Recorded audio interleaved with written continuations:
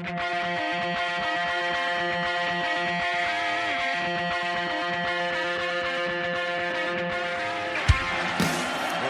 starts first down and 10 at their own 10-yard line. Tevin Coleman with some running room.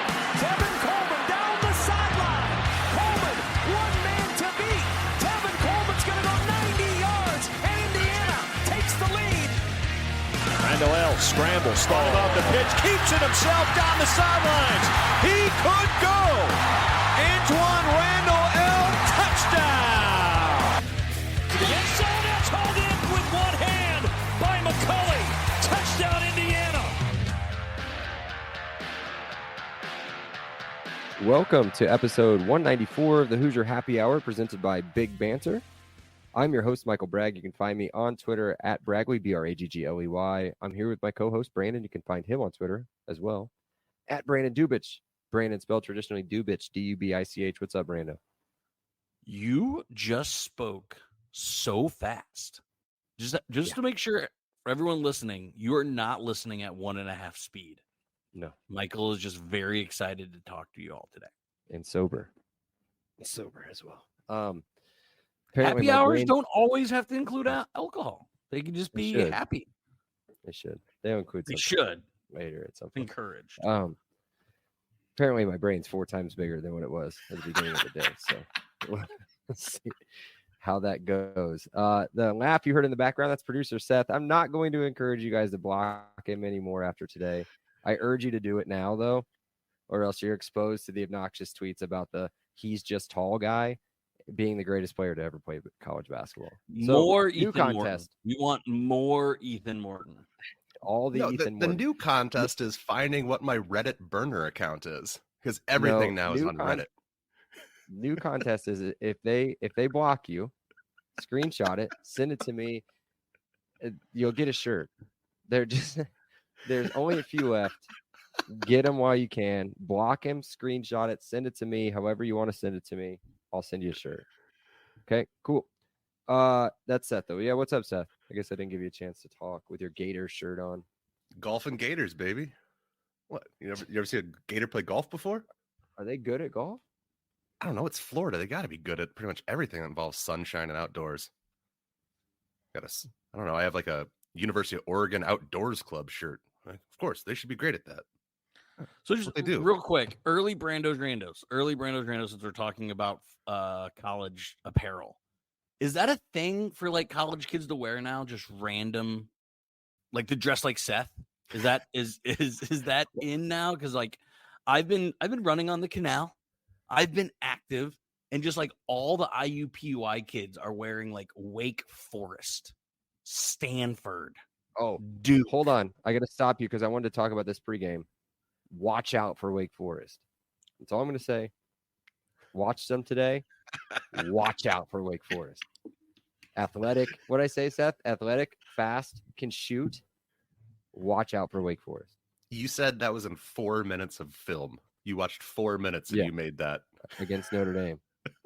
By the way, Notre Dame has Mr. Basketball from Indiana on their team. And why did neither one of our schools? Marcus Burton. Yeah, because he's a South Bend kid. That he was. Is he? Yeah. He's a Penn. He's good. Yeah. There's another one, Steven Reynolds up there. Probably going to be Mr. Indiana, I think, next year. And then don't forget Micah's kid is going there too. Shrewsbury's kid was a top. Dude is a ball hog. Notre Dame looks cool though. He does look cool. He's got cool hair. I went to the Mike Bray basketball camp for too many years. Did you? I did. Yeah, that'll turn you into the basketball player you were, Brandon. I was the MVP of the Gene Katie basketball camp in like 1998, so I don't know what to tell you. I went to a shooting school at Noblesville High School that was put on by Tom Coverdale. So, yeah, there you go. Okay, sorry, Brandon. To answer your question, I don't think either one of us hang out with enough college kids to know whether or not that's cool. What I can tell you, I don't either, but I just want to say, like, Seth's fashion's in. I think Seth's fashion's in. Don't say that to him. Considering my wife calls me Adam Sandler, she's like, all you do is his wear shorts that he's wearing. The inseam on his shorts are at least 12 inches right now. That is not in. They're game worn UCLA basketball shorts with from 2004. No, these are from These are brand new. These are Are they? Yeah, these are sick. Yeah, but I'm just saying, like, the look is 2004. Like, if you Yeah, go yeah. back and watch Malice at the Palace and you see how big Jermaine O'Neal's shorts are, like that, those are the shorts that Seth has on. Which is why you get the Adam Sandler thing and not the Larry Bird or anything. You know what I mean?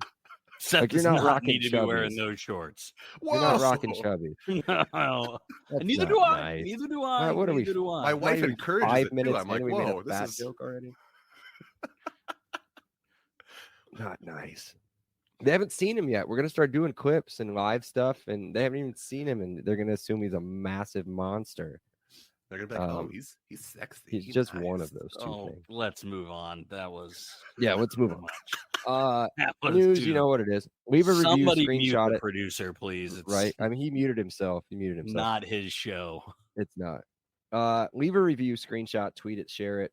Also block him, screenshot, tweet it, share it, whatever you want to do. Put it on your Instagram story. Do all that stuff. Remember, leave a review, please. More reviews we get, more exposure we get, and then the more stuff we can do for you guys. And I'll give you a shirt. Okay. No more winners. Just leave a review, 5 stars, share it to me, give you a shirt. Also, ESPN sat down, and he's going to go ahead and start on this right now. ESPN sat down with Coach Sig recently. I don't know when it was. I didn't get to that part. I kind of skimmed through the whole story. It's pretty solid question and answer. Kind of a get to know Coach Signetti, why he's here, where he was, what he did, from his mouth, not a reporter doing research and all this other stuff. Just a straight up sit down on ESPN. Seth will tweet that link to the story out here at some point. We are here in March, where we usually do this. I feel like in February, which is way too early, but we are cutting it about a week before spring practice starts. When this hits, it'll come out Thursday morning. That is 1 week before the beginning of spring practice. Get excited. Hopefully, well, wait a minute. I guess never mind. We're going to do that. I was going to tie it into the other sport. No, I'm not going to do that. Not going to do that. Spring practice starts in a week. Wait, you're So talking we're going about to do cycling, right? That's the other sport. Yes. Okay. Yeah. Little 5 is in April. So, pre-spring practice, 2 deep, offense only today, because we were going to do both. One of these two clowns on the other side thought we should do both, and we're going to be here for at least an hour just talking about the offense. So unless you guys wanted a 2-hour puppy, then we're going to split it up. So, all right, let's dive into it. We're going to do traditionally. We're going to go, and Brandon, maybe you can tell me if I'm wrong by putting it the way that I put it, because I tried to look up his scheme, and I can't remember exactly what it is. But we're going to go quarterback. I've talked about it like 900 times. I know, but we're going to. This is what I thought it was. He basically just doesn't use a tight end, right? Very often. But we're going to go 4 wide. Yeah. So we're going to go quarterback, running back. Why do you think we have so many receivers? Exactly. Now, the Wide amount receiver, of tight ends we have doesn't make any sense. It doesn't make any sense at all. But a lot the of them amount of older. receivers makes all the sense in the world. Yeah. A lot of them were already there too. But wide receiver, tight end, and then offensive lineman. Okay, we'll start probably maybe the most, I'd say almost the most cut and dry position on the field on offense, maybe outside of left tackle and left guard. We'll start at quarterback. We'll kind of go around the room, get everybody's number 1, and then get a number 2, and then we'll argue about it. Everybody, I think we can just do a consensus on this. Everybody has Curtis Rourke walking in and taking the first snaps, right, Brandon, Seth? Absolutely. Correct. Yeah, it's probably not the right pod for it, but I'm going to bring it up anyway. Nickname. Anyone got a nickname for Rourke? Rourke. Rourke works. So, That's a like, very hockey obviously, nickname. So Rourke is great. I hadn't thought of Rourke. That's really good. It's really good. But obviously, Kirk Cousins just got signed. So I've been reading a lot about Kirk Cousins. What about they look at Kirko Chains? Kurt O'Rourke? Kurto? No Kurto? Out on Kurto? No, I'm out on Kurto. No. I'd give you Rourke before I gave you Kurto. I feel like I love Kirk Cousins so much, and I'm so mad he's not the Steelers quarterback. Let's see how mad you are after week 1. Although I'm sure you won't be very happy with yours. But we're not going to do that. It's not what this pod's about. Curtis Rourke, redshirt senior plus. So he's like Let us 27 know, years old. listeners. Let us know if you got a nickname, or maybe he already has a nickname. Maybe I he's didn't got watch one. a lot of Ohio Bobcat football. Yeah, that's where he's coming from. If you guys don't know these Ohio Bobcat transfer, I didn't do as much of the stat stuff as I did on some other positions down the road because we've talked enough about Curtis Rourke. Should walk right in, take over the room, take over the spot. I think he threw for 4,000 yards last year, or the year before. Year before. Just he looks great. I mean, he's got the arm strength, he's got the speed, the accuracy, he's got the whip on the ball. He should be very good. And now, do I think that we'll have a little bit of a difference from what a lot of us have seen over maybe kind of the last few years? Yeah, I don't think he's going to run nearly as much, but I think you'll still see a decent amount of run option and some other looks like that, like what they ran out of JMU. Now, here comes the part where we can go around and we can talk about maybe who the backup is, and that's the whole reason of doing it too deep. I've got Taven Jackson in as the backup just because he's been in the program. He's stuck around. We've seen flashes from him. And I think he's been committed and committed to the new coaching staff. So I've got Taven Jackson. Seth's making a face at me, which makes me think he's got somebody else. No, I think he's the incumbent number 2. I would like to see, in an ideal world, Tyler Cherry should probably redshirt him, and Mendoza, the freshman from Florida, are probably, redshirt candidates.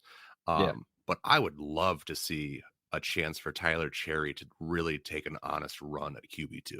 I don't know if he can make that jump, but he definitely has the head to put him in competition. But if he's not number 2, you got to redshirt him. So that's the only caveat I'll say.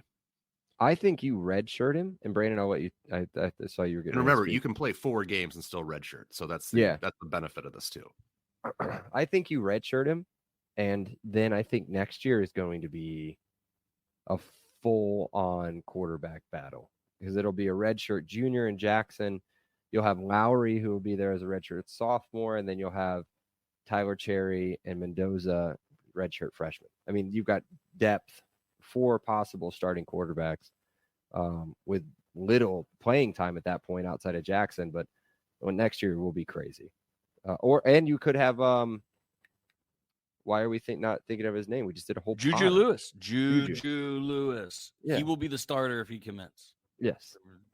So, yeah, Brandon, did you have something else to add on the quarterback? 10 out of 10, no notes. Okay, I saw that you were on my outline, so I didn't think you did any notes. I didn't do any notes. No, I am on your outline. So here's one. Okay. Here's one that was tough for me. So I went 1A, 1B, and then threw in and I did a ton of research on this, Seth, so I'm interested to see what you think. Definitely who a number 2 is, or at least a change of pace. And then this position might be, in overall depth-wise, I think just for this position, might be deeper than the wide receiver room. And I'll tell you why. I think at running back, I've got 1A, 1B. 1A is Tyson Lawton. He's the redshirt senior plus from James Madison, 5'10", 210 pounds. You'll see that is almost like copy and paste across the board with our running backs outside of 1. Ran for over 2,600 yards in his career, 4.6 yards a carry, 26 touchdowns. Solid back, doesn't do anything fancy. You go watch his highlight tape, you're like, okay, cool, he got around the corner. He broke a tackle. He's not overly fast. He doesn't necessarily hit the hole crazy hard. If I were to put maybe a comparison, I'd almost say he's almost kind of like just a beefier Josh Henderson, maybe. Like somebody that's a little bit more stout than Josh. Maybe that's who I compare this to. My 1B, and then I'll let Seth go, and then we'll let Brandon talk for a minute. My 1B is our boy Trenton Howland. Because that dude, you want to talk about putting on a show on the back half of the season last year. Redshirt junior, 6'3", 240 pounds. You just completely forget how big this dude is. Really came on at the end of the year. Tons of strength, tons of burst, 4.7 yards per carry in 2023. So worried about depth there? Not at all. So Seth, who do you have 1 starting this one. Yeah, I almost did the exact opposite. I had Trent Howland as the clear, decisive number one. He convinced me last year that he is essentially a workhorse type running back. I don't know if he can do it over the full course of the season, but he is the battering ram option. I remember a lot of those Minnesota running schemes back from when we were younger. Where they would have kind of their power horse, workhorse running back, whether it was Lawrence Maroney or somebody in that vein. And then they'd have kind of 2 or 3 other running backs. They'd mix and match here for screen game, for little quick hitters here or there. So I really think that this IU backfield sets up for a lot more of that type of feel where you have kind of the one guy as the main cog and then everybody else, maybe get 3 to 7 touches, here and there. And it's going to be a feisty, hungry group who's going to be desperate for touches. And so you want 3, maybe 4 to kind of set themselves apart. But I would like to see Trent Howland take the reins and let 3 other guys kind of fight for the scraps.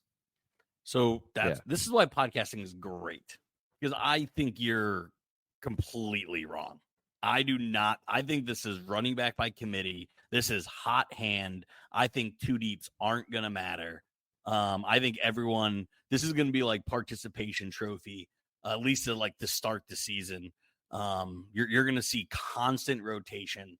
I think this will solidify itself. I think if you had to give me who's playing in the bucket game, like who showed out by the end of the year, I think it will be Howland and Ellison and maybe Green, but I could see Lawton and Black starting because that's who the offensive coordinator knows. That's who the head coach knows. So I could see if we want to do a 2 deep, I would probably go Lawton 1, Black 2, Howland 3, along with Green and Ellison, all at 3. Okay. Just starting with the JMU guys, at least in the beginning. And it'll sort itself out throughout the year.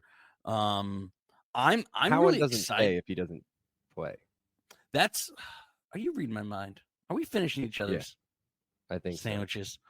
So. I think there's a transfer in this group at the end of at the end of spring camp. I don't know who, but I think someone sees the writing on the wall and goes, nah.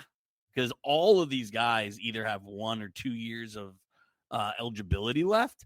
I think someone is going to get scared of competition. I don't know that to be true. I don't know any of these people, but it would not shock me if one of these guys that we're talking about, Lawton, Howland, Black, Holloman, Green, Ellison, one of these guys says, deuces, I'm going to go find for more playing time somewhere else. And that's not a bad thing.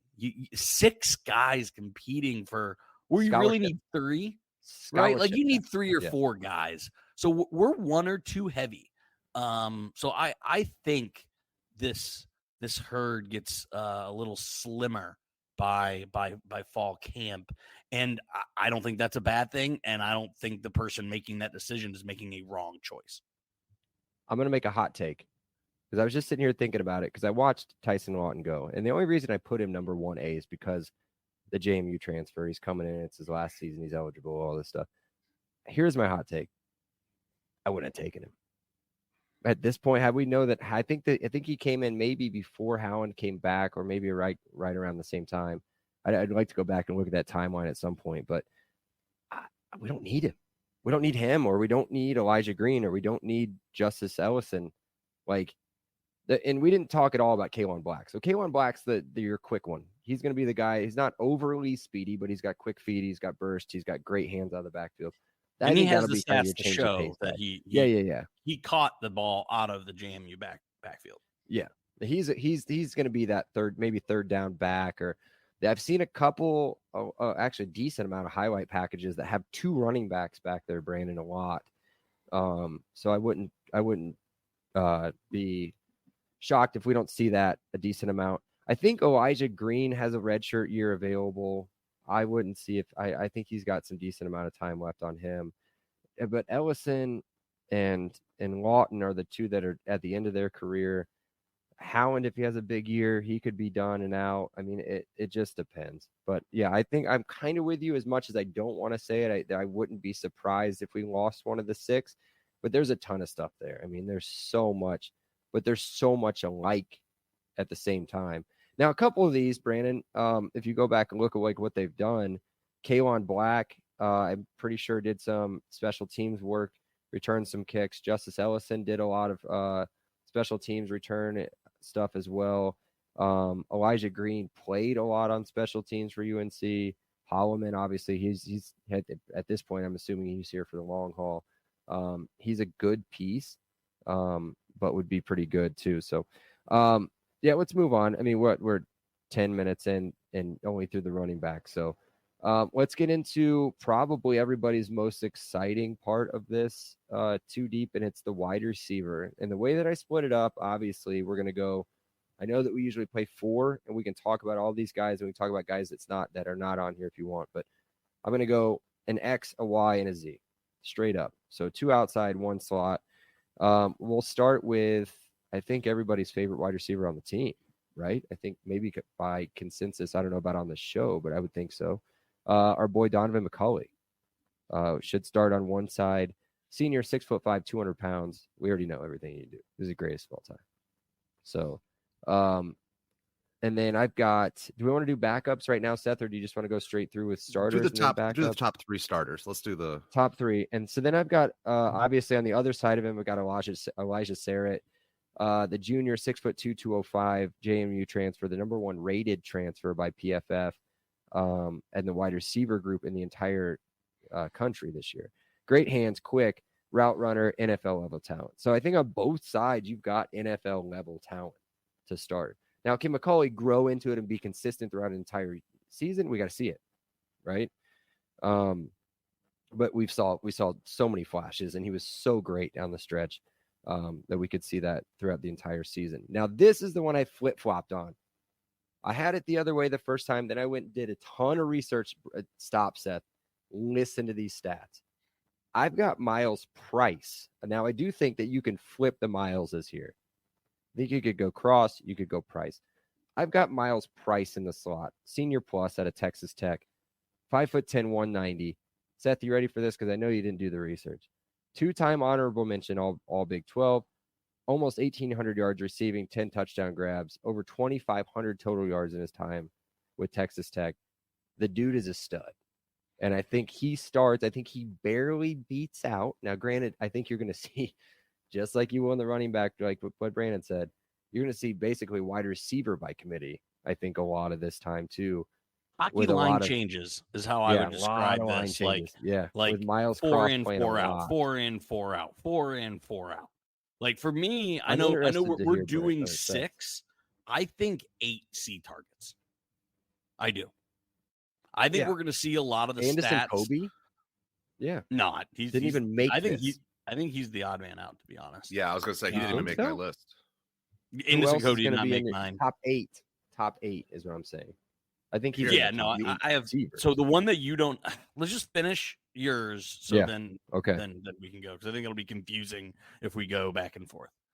It will be okay. So then I'll go back up to the top, backing up McCulley, EJ Williams. We don't need to talk about him anymore. Saw a little bit of it. I think he falls. I don't think he falls. He was. I think he's more in that 7th, 8th position. I don't think so. I think you're going to be shocked on this. He was very good. He got hurt, guys. Remember, he got hurt second game of the season. Kind of never really came back. Never really made a huge impact. I think then behind Surratt, you've got Omar Cooper, where again another guy that we've seen really flashed towards the end of the year. Great hands, good across the middle. And then the guy we talked about a lot, backing up Miles Price, I got Miles Cross, the Miles brothers in the slot.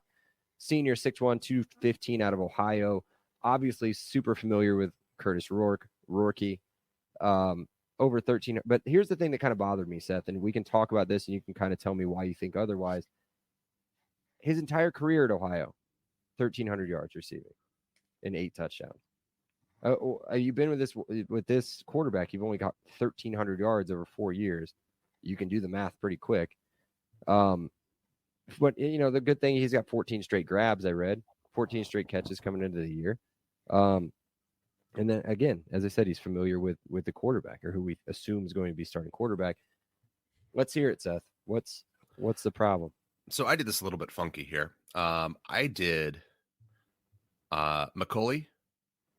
Yeah. So I did the top 3 receivers. I didn't do them by position necessarily. Okay. Because now it makes sense, because I'm not going to put Cooper in the slot probably more often than not, even though I think he's capable. He's just okay. That's why you were like, no, yeah. That's where that's where I was. So I did it the same way as Seth, by the way. I did McCauley, Surratt, and again, this isn't necessarily an order, but kind of just, McCauley, Surratt, and Cooper. That was my top 3. Those are the guys who they have at least 2 years left apiece. You want to get these guys out there so that next year, when there is a freshman quarterback, no offense to Taven, I would hope that next year there'd be a freshman quarterback starting, that they have experienced receivers who have 2,500 yards between them coming back, or whatever that number is. So I have them as the top 3 as the most talented on the team.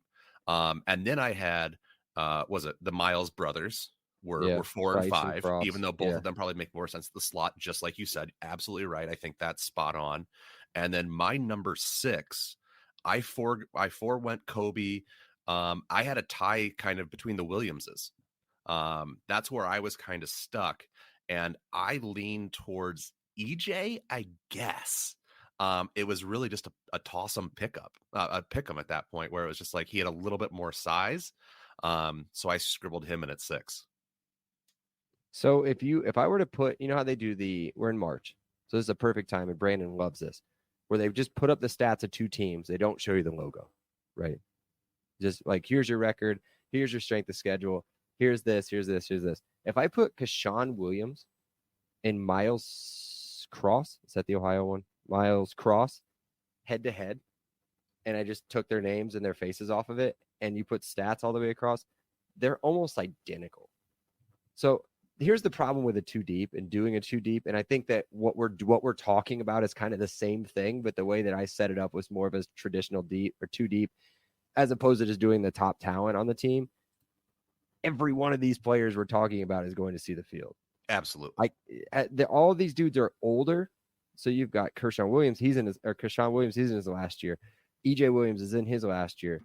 Sarrett probably doesn't make it past this year based on his the year goes ceiling. How we want it to go. He should go to the NFL. Yeah. Anderson Kobe, I think, is a great depth piece. Even if he doesn't play a ton, 3, 4, 5 plays a game, that's a huge piece to have back. I mean, if you're pulling gunners.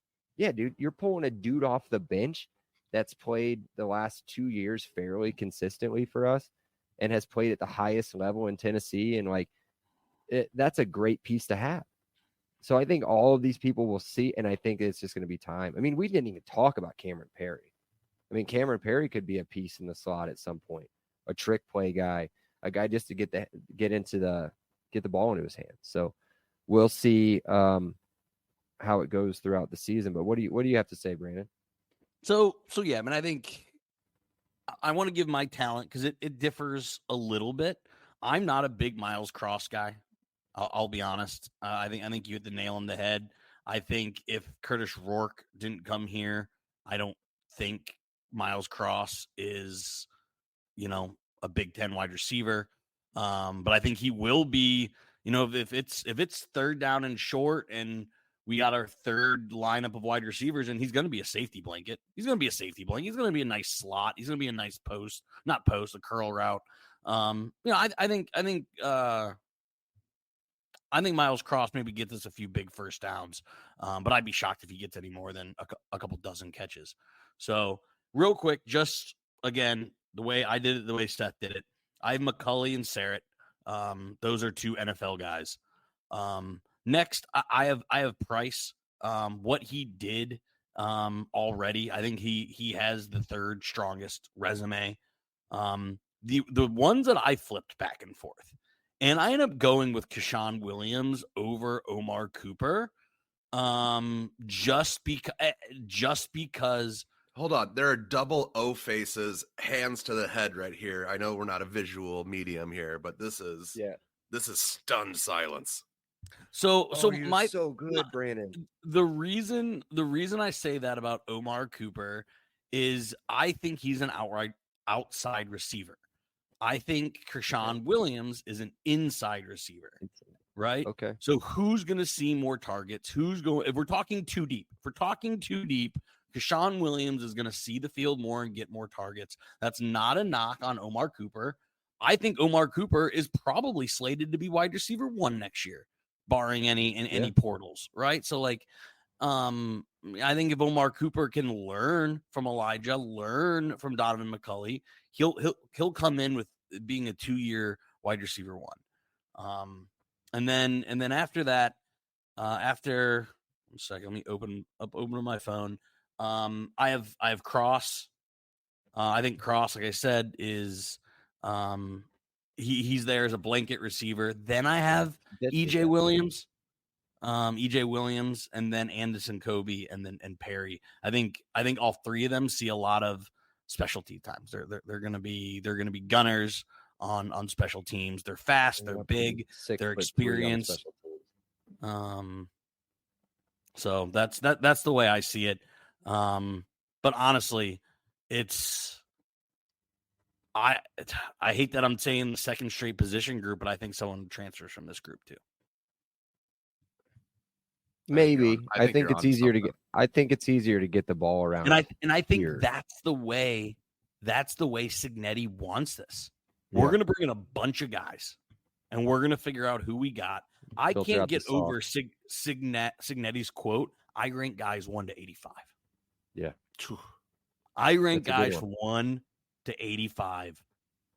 If I have to go and have a hard conversation with guy 72, because I think I can bring in a guy that's better than 72, I'm going to go do it. Yeah. I think Cignetti is experienced enough, stone cold killer like that. And I think there's going to be some hard conversations that are mutually beneficial. Yes. And if you're a super senior, looking at you, Anderson Kobe, I love you. We'll always have Penn State. Anderson Kobe. But yeah, I was just gonna say, if you're a super senior and you find yourself 7 to 9 on this depth chart, and same thing with the running back, if you're 4 to 6 on the depth chart, you owe it to yourself to go somewhere else and find an opportunity to get that touch that you're not going to get here. Yeah. And doing this, I'm going to leave it alone. I'm going to leave it alone. We need other positions. Yes. This too deep was eye-opening on where we're lacking. So I think we'll see that in the next couple, maybe a little bit that we're talking about. But I think the next position we're pretty well set for at least like what we use it for. Correct. And I'm going to say one more thing before we move on to tight end. I think you guys are sleeping on EJ Williams. I really do. I think that dude is like crazy talented. We just didn't see it because of the injury. Right. We never heard what happened. We never heard, but it was legit some sort of crazy hand injury against Indiana State where he got smashed by a helmet right in the hand as he made a great catch. I mean, I think we're going to see, you guys will be shocked. I think you'll be shocked. All right, moving on. Tight ends. I've got Zach Horton, the transfer from JMU, starting at tight end. 6'4" senior, 250 pounds.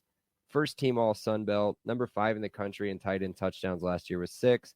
Only 27 catches. That's why I kind of hinted at, like, I don't think we'll see a lot of tight ends, or at least a ton of tight end work. 27 catches, 275 yards last year. And then backing him up is everybody's favorite tight end on the team, Trey Walker.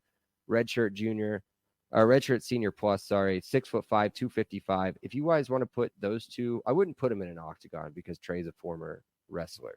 But man, that'd be a good fight. That'd be a good battle right there. Monster. The Trey Walker's just a big dude. He's just a big dude that can block. He'll make that 3-4 yard little hook route if we need a couple yards and just bring it down and then scare me while he's trying to pick up extra yards because he just looks like a big giant guy with a football.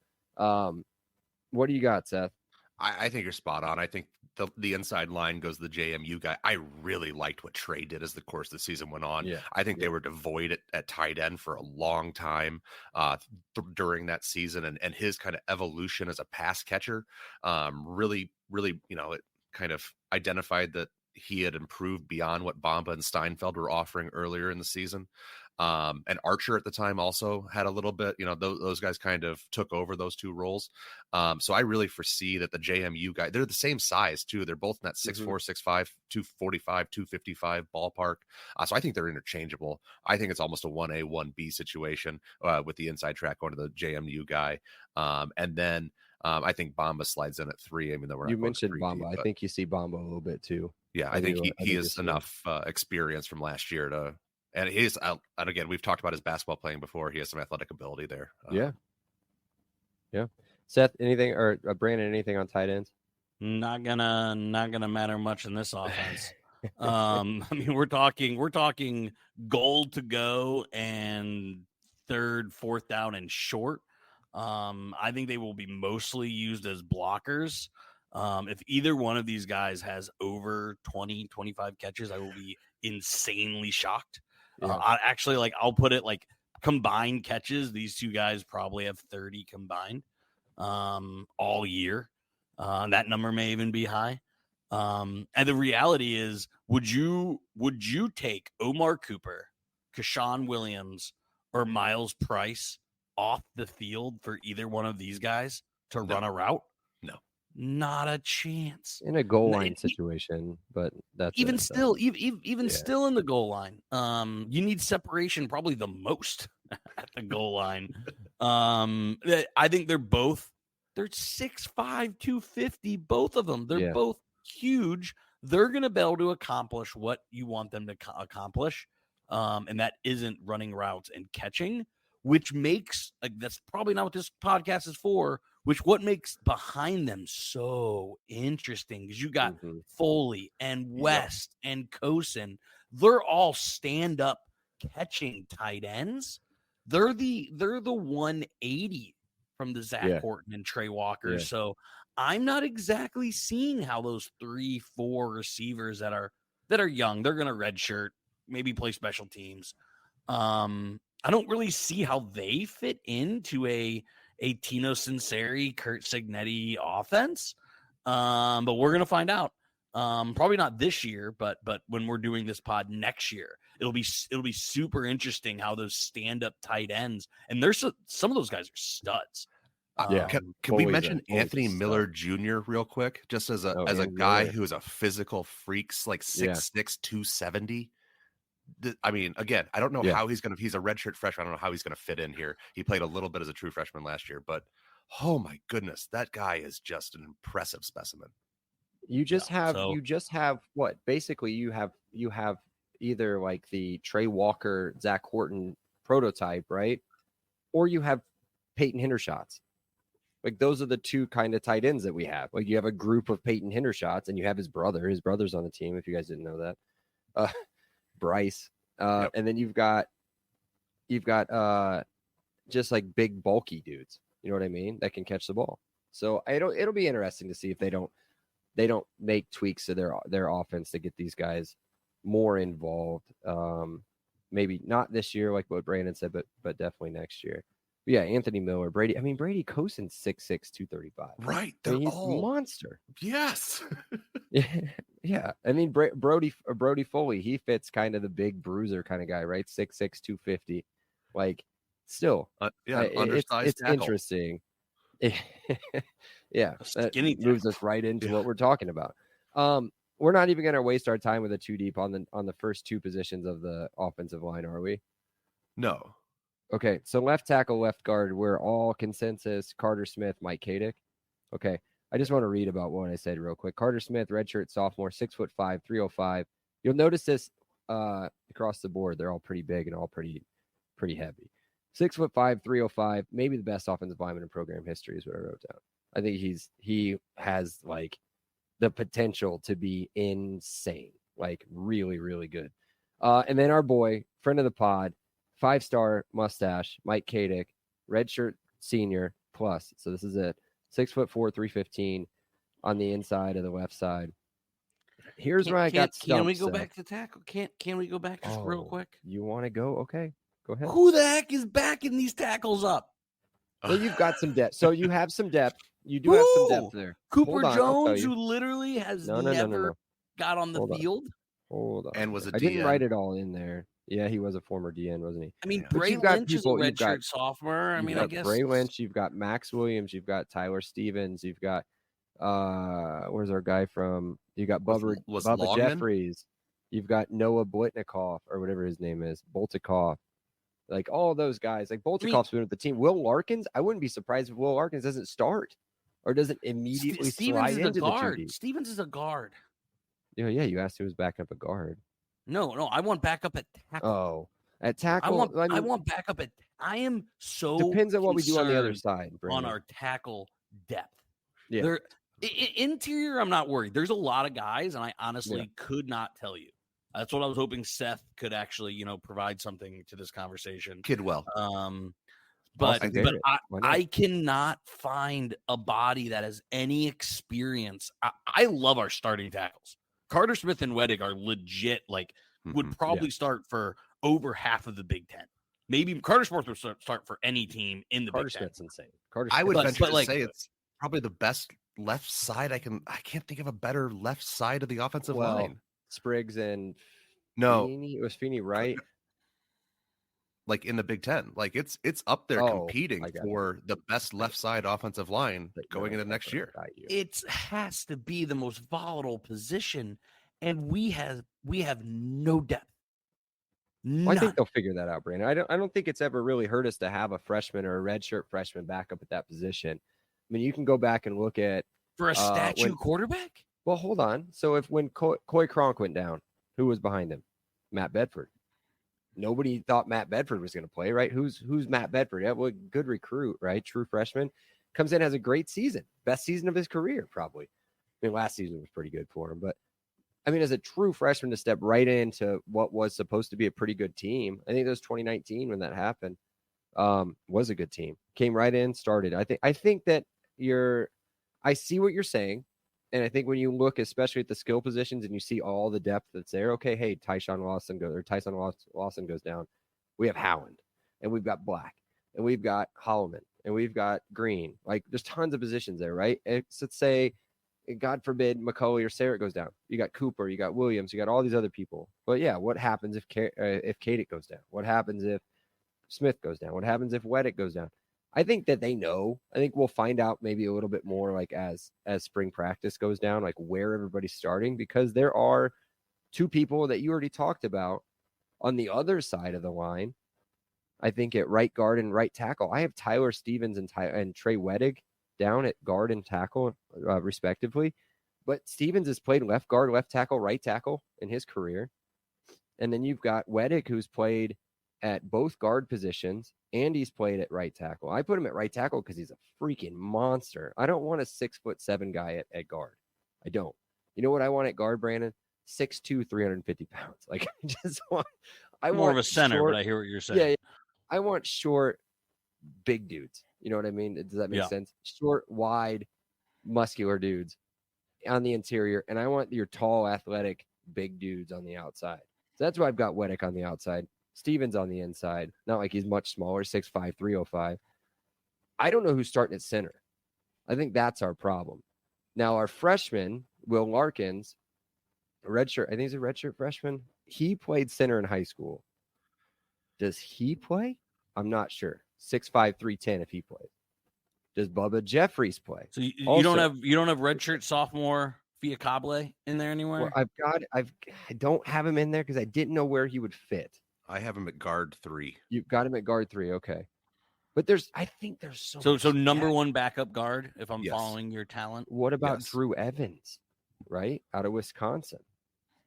He was kind of a Bob bring over from Wisconsin, but he never played. He saw no game action in 22 or in 23. So where does he play? I don't know anything about it. So I think that's what we're going to. Do we know where Kidwell played? Do we know where Kidwell played Yes, at JMU? he played right tackle at least, was it 2 years ago, and then he got hurt last year. So I Yeah, think he was I don't know if they all tried to Sun move him Belt to at left some tackle, point. but he was a stud right tackle. Oh, all Gotcha. Colonial Athletic Association in 21, all Sun Belt, second team in 22. So that's where it was hard for me to put him in too, because I was like, okay, yeah, you played right tackle. And But he's we've got 6'5" too. Weddick. So again, he's more of size wise Does he- feels more like an outside Does he guy. play guard? Does he play guard? at 6'5" on the right side. You can move him inside. You know, he might line up at center too. I think he That and could be your, Larkins that could be make your sense. depth, Brandon. Why couldn't Kidwell back up? Why he could back up both tackle positions? Kidwell and Lynch. Kidwell and Lynch isn't. Oh, I'd like That's one not more guy. bad. Yeah, I'd like one more guy. Yeah, I think you'll have it in one of the freshmen, Austin Barrett, maybe. I mean, he needs to put a little bit of weight. Freshman linemen scare me so much. I love it. Athletic, young, their knees are still together. So, good spot. What you're the offensive lineman guy here, Seth? What do you? Yeah, I'll tell you. I had, of course, we are talking the left side, so I had center Kidwell, right guard Stevens, Wettig at right tackle. Because I just went with, when in doubt, go with the oldest guys, the guys with the most experience, because they'll figure it out. A guy who's played a lot at right tackle can figure out how to be a center if he needs to. He can figure out how to be a right guard if he needs to help out the team. It's a position where you sacrifice ultimately to, make everybody else around you better. But yes, center was the really big issue I had. I had Fiacabile at guard 3, and then there's kind of just a mass of humanity behind them. I think Cooper Jones is probably a 4 or 5 tackle. So, I have no idea because we haven't seen anything. I think center is the biggest question mark, though, and I would err on the side of experience. So yeah, that's kind of how I put it together. So I mean, I talked about people moving out. That would obviously mean people moving in. I think we had 2 bodies. I think we need 2 bodies. I think one interior, one outside guy. I would feel a lot better if we rolled into camp with 17 or 18 bodies compared to the 15, 16 that we're at right now. Yeah, this NFL is the only position. Oh, sorry, go ahead. I was going to say we need a center 1 and a tackle 3, like a swing tackle. Yeah, those would be the 2 things I would, just like what Brandon was saying. Yeah. I think this is the only group that we can sit there and say, like, we kind of need to see it in spring ball to figure out who's going to be playing and where, because there's so many pieces that I just talked about. There's so many pieces that you could plug in there's here. 15 guys. We know 3 of them. We know Carter Smith. We know I Wettig, can't even tell you Wettig is going Kadick. to play on the right, Brandon. I can't even say for sure Wettig is going to play on the right tackle. They may slide him into guard. He's played guard. He's I don't know. So big. He is monster. If he can move, he can move laterally. And Kidwell's an all-conference player. Granted, a smaller conference, obviously, but all-conference player, super experienced. It looks old as SHIT, whatever. Are we on to cuss now? Shit. I'm not even drunk right now, so it's good. You got Nick Kidwell. You could put him there. I don't know, man. I don't know. This is the one we got to look at. So, okay. But how comfortable do you feel that we have Coach Bob to figure this out? Super comfortable. That's what I was going to say to you. It's Coach Bob will take care of it. I'm not freaking out because it's March. But this gave me I had super fun. I had a lot fun time with the running back. I had fun with wide receiver. I had no fun trying to put together a line. It was a no good, very bad time. I texted you. Yeah. I just don't know. What did I say? I reconvinced myself 9 different times of how this could play out. So yeah, 2 or 3 more bodies, but ultimately in Coach Bob we trust. Could you talk yourself into Will Larkins?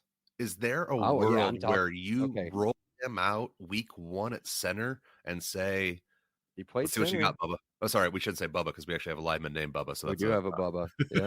Yeah. So let's see what you got, Larkins. Yeah, Will Larkins is a nice piece. I mean, he comes from a big time school in Florida.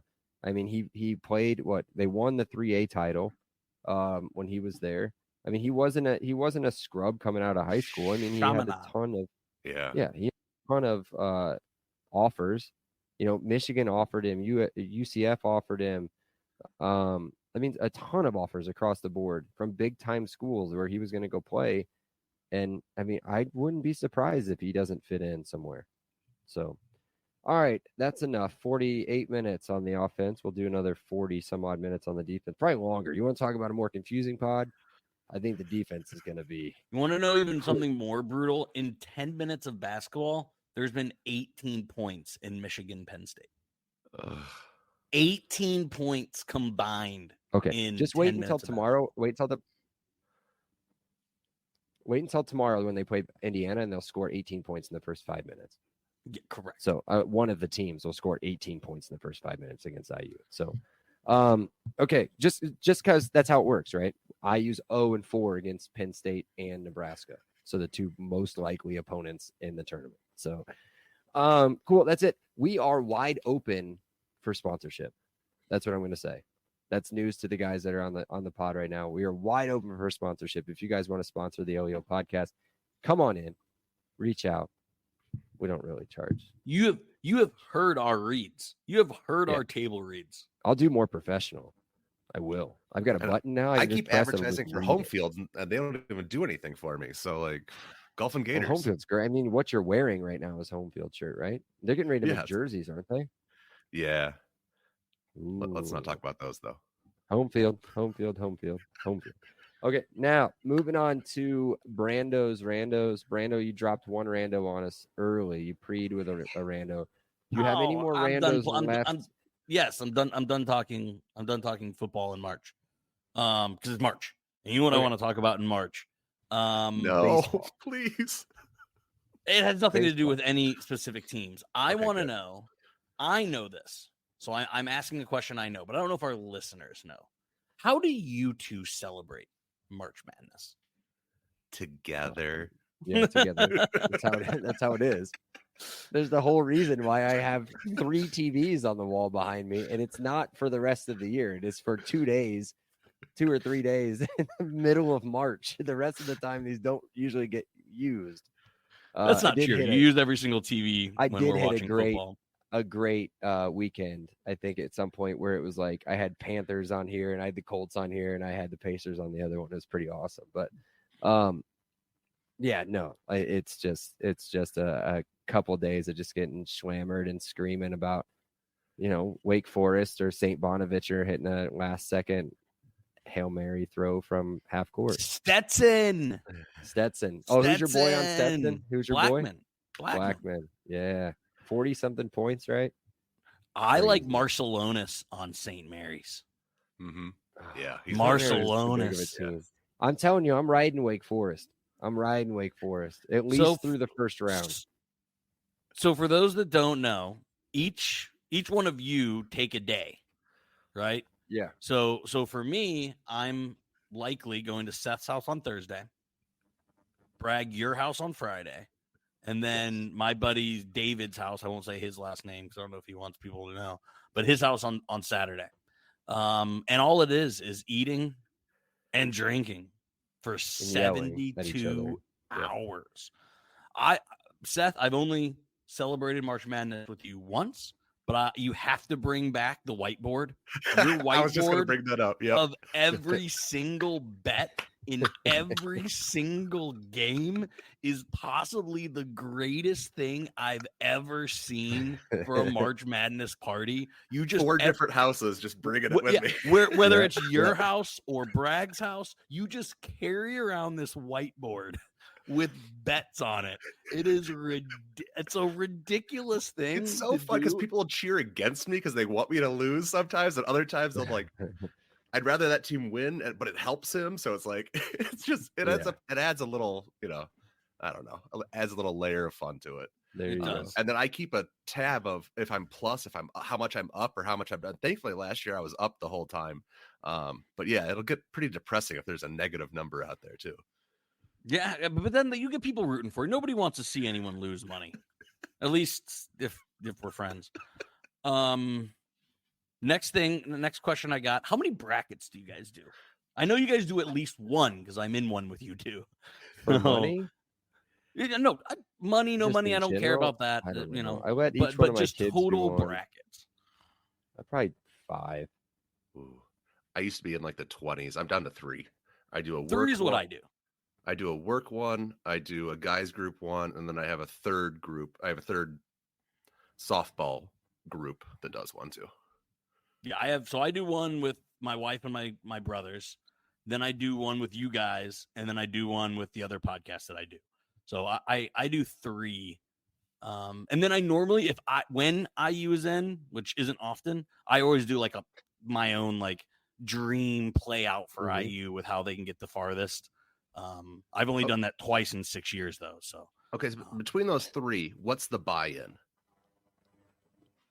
not much. The one with Sasha and my brothers is nothing. I think your guys' is what, $20, 25? and I think the other one's 25. Like, Yeah. Okay. You guys know I'm in a huge money fantasy football league. I can make some big bets, but March Madness, like in my opinion, nobody knows anything. If you put any money, like that's why I love you bet on every single game, Seth. But your bets are like $1, $2, or $3. Like you don't bet, you don't ever bet more than a $5 bill. Like that's responsible because we don't know anything. We don't know a thing. Except for Wake Forest to the Sweet 16. They're losing in the first round. They're so good. They might not even make the tournament. You know that. They're good. No. They're firmly on the bubble. They're in now. I thought they had to have 2 wins. No, they basically said today that like if they win this, then they should be fine. Their win over Notre Dame was so impressive. I know. No, they're playing Pitt tomorrow, right? And it's a de facto playing game. Yeah, it's a playing game. Whoever wins that is in. Wake Forest is not in. And if they get in, they might be playing in the first 4. No, they might be playing in the first 4. Pitt will win. Pitt will beat Wake Forest tomorrow. Mark it down. HTP, baby. Wake Forest to the house. To the house. Anything else? I could keep talking about this, but that's enough. Okay. This isn't that pod. All right. Sack, we can finish. I have 2 things. One real quick. It's a carryover on yours.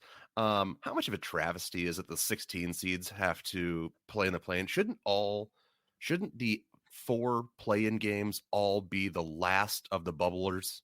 Yep, agreed. Yes. Okay. Yes. And that would make Dayton so much more fun because now you have these hyper competitive 11 versus 11s. Yeah. Nobody's watching the 5 o'clock game. Right. I'll turn it on. The first one that'll happen next Thursday or next Wednesday, Tuesday, whatever it is. I'll turn it on. I'll be like, cool. This is awful basketball. I'm not watching. Yeah, that rockets up the viewership. It's the commitment. It's the higher profile schools, state schools, religious schools, whatever it is. It's eyeballs. It's attraction. All 4 11 seeds should be a playing game. Yeah, I agree. 8 teams for the 4 11 spots, 100%. Automatic qualifiers should mean something, especially in the smaller. Yeah, I mean, what's the point? What are they going to do? It's not like the 16 seed would ever win. It's not like they would ever you said you wouldn't. You set me up for that. Come on. I was gonna say, what did I send you when Wagner? I said another bird school. A bird school from Staten Island. We're it's headed for a first 4 showdown. We are in trouble. All right, hurry up. We got 3 minutes. 4 minutes. All right. The last one is what is the so I am coaching a flag football team. This is terrifying for me. My first foray into parent coaching. You hate people. How are you coaching? I'm really nice with the kids. I gotta say. I mean, I try to. People. I did yell at my kid to act like an adult today, and I go, "Oh my god, I didn't mean that." I'll tell you later what he was doing that caused that. I don't want to put, but so that just reminded me. What is the worst coaching advice or strategy you ever received? So the one I had was my Pop Warner football coach. He said our offensive strategy is 3 yards in a cloud of dust, and it ended up with us punting on 4th and 1 a hell of a lot. So, what was your worst advice or strategy? I got two. One wasn't necessarily like strategy, but when I played flag football, I can't remember, elementary school, 2nd, 3rd grade, I can't remember. Our coach got mad at a ref and pulled us off the field. Like literally told a bunch of impressionable 2nd and 3rd graders that were quitting because he got mad at the ref. But then the worst strategy was when I played for the Michiana All-Stars in basketball, and we had to play Greg Oden and Mike Conley. And the coach's strategy was, we're going to get Greg Oden in foul trouble. Oh, yeah. That's what we're going to do. Yeah. So send little Brandon down the lane. That's exactly what happened. So I actually played off ball because, of course, like if I was point guard, Mike Conley would have stole it 100 out of 100 times. So I ran a little pin down screen around the elbow and drove right into Greg Oden. He drop stepped and volleyball spiked the ball 3 rows into the bleachers. So quickly, we decided that going inside and getting foul trouble wasn't going to work. So we proceeded to lose by 52 points. So that was a super good time. Yeah, I can't think of any like strategic thing like off the top of my head that a coach like ever told me direct, because usually they just tell me to shoot and it was amazing. Like there's nothing wrong with that. But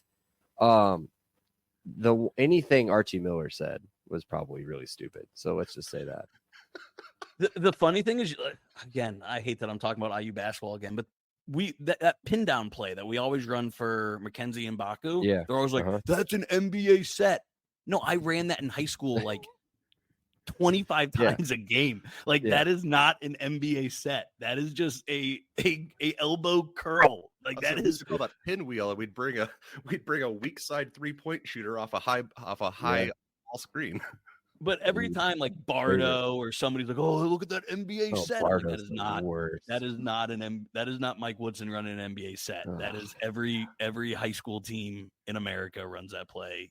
You morons. Yeah. But anyway, freaking Steven Bardo. Okay, that's it, right? Yeah, good. That's it. All right. Be sure to check out the pod on Twitter, Instagram at Happy Hour IUFB.